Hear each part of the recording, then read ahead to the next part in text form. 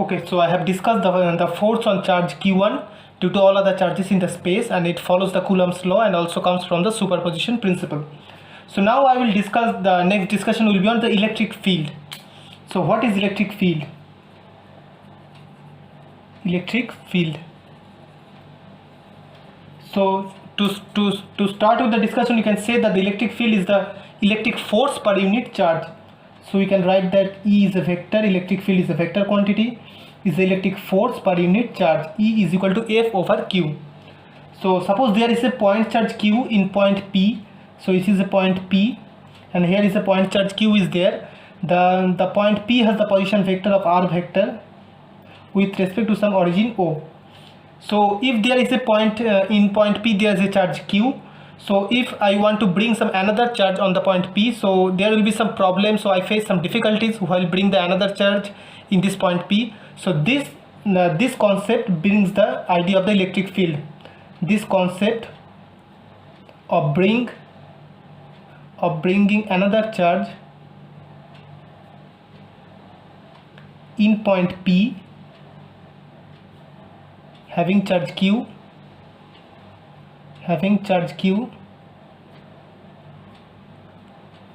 brings the concept of electric field.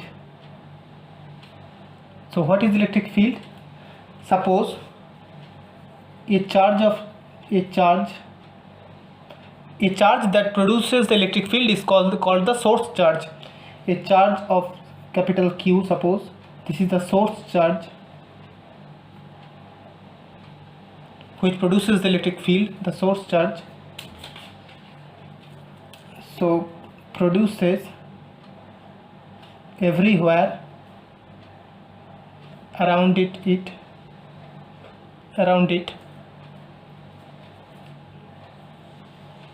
the electric field, and when another charge small q, if we want to bring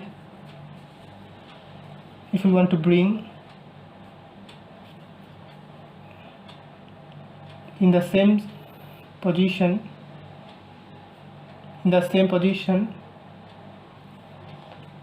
the electric field will act on the charge and produces a force some force. So the charge will feel the force due to the presence of the electric field. So suppose there is a point charge Q here at a distance r from the point charge, what is Q? So the electric field will be ER at the point P. Suppose ER, it is a vector quantity, has some specific magnitude, is equal to Q over 4 pi epsilon naught times r square times r unit cap, is equal to Q by 4 pi epsilon naught. We can write it as r square, r cap we can write it, there is the magnitude of the r vector divided by magnitude of r vector. So Q times r vector by 4 pi epsilon naught r cube. Okay, so we can see that the field varies with the distance r, and it will be like a sphere of radius r, and it has the same value over the surface of the sphere, the electric field. So it will be like a distributed quantity, has the spherical symmetry. The electric field has the spherical symmetry. So it will be all over the entirely, we will have the same value over the surface of the sphere having the radius r. So we can see at the point P, which has the position vector r about the some arbitrary origin. So we can see that the electric field is due to any other charge or the charges, there will be electric field. So we can see the force at a point inside the field will be Fr is equal to Q times Er. So suppose inside the electric field I put some charge Q, small q, and this small q amount of charge will feel the electric force is equal to charge times the magnitude of the electric field. So suppose I place some, if Q is equal to unity, then the electric force Fr is equal to Er is equal to the electric field. So what is electric field? In another way we can say that the electric field is that the electric field may be defined as a force. This is one kind of definition of the electric field, may be defined as a force that an unit of positive charge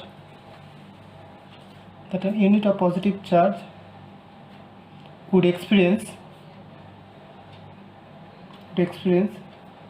at some point in space.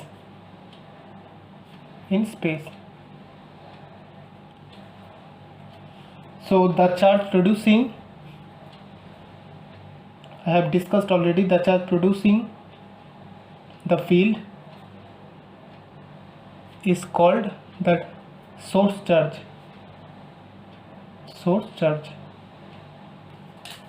This is source charge, and this small q is called the test charge,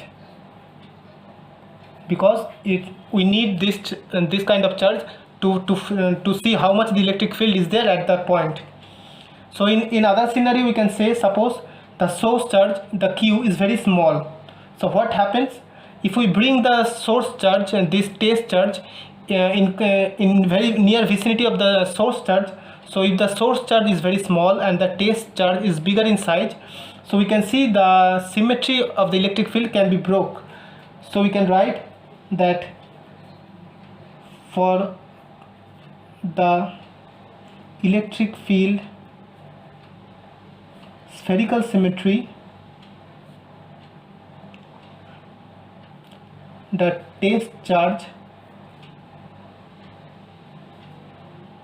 to be negligibly small. The test charge must be negligibly small.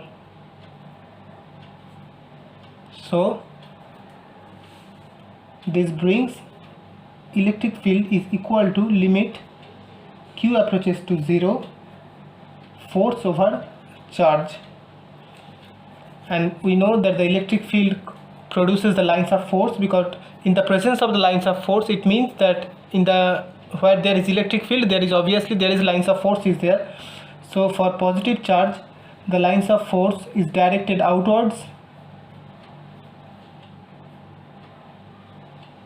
and for the negative charge, the lines of force directed inwards. This is inwards. This is the lines of force. Okay, so now electric field, we can calculate electric field due to some system of charges. Electric field due to system of charges. So suppose in the space there is q1, q2, qn up to n number of charges, and we want to calculate the field at some specific point P due to the all over the charges, due to the presence of the all other charges. So this is the point, suppose P. So in this point we need to calculate how much field is there due to all other charges. Suppose this is q2, this is q1, this is q3, this is q4. Sorry, I need to bring it up. And the position vector is r2p vector, this is r1p vector, this is r3p vector, this is r4p vector. So electric field means due to the charge q2, the electric field will be directed in this side. This is e2. Due to 4, it will be e4 here. Due to this will be direction of e1, this will be e3. So we will write that the electric field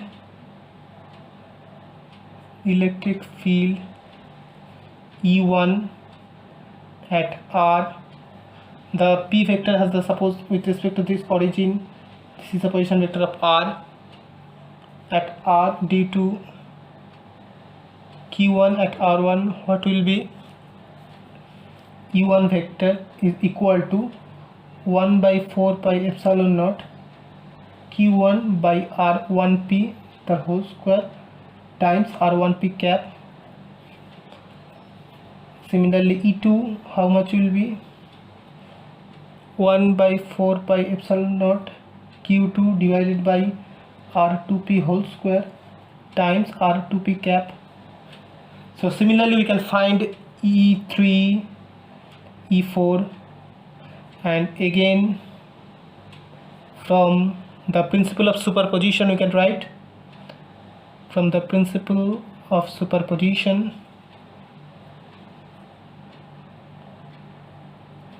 the value of E at point P having position vector R,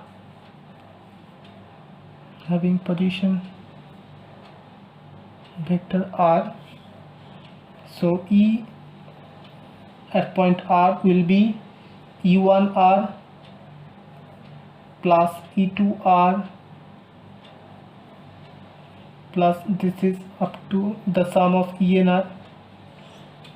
So we need just add up all these things. 1 by 4 pi epsilon naught times q1 divided by r1p square times r1p cap plus q2 divided by r2p square times r2p cap plus qn divided by rnp square rnp cap.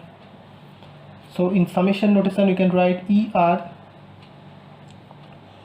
is equal to 1 by 4 pi epsilon naught times summation over I is equal to 1 to n times qi divided by rip square times rip cap. So this is the required electric field at the point P due to all other charges in the space. Suppose we have n kind of charges, q1, q2 up to qn. So the electric field at point P having the position vector R is denoted by this expression. This is a generalized expression. So we can say that the electric field is a vector quantity and it varies from one point of the space to another point. So friends, I am concluding my discussion here. Please do follow our channel and like, share and subscribe with your family and friends, and also let me know if my teaching have an impact on you. Stay tuned and keep supporting. Thank you.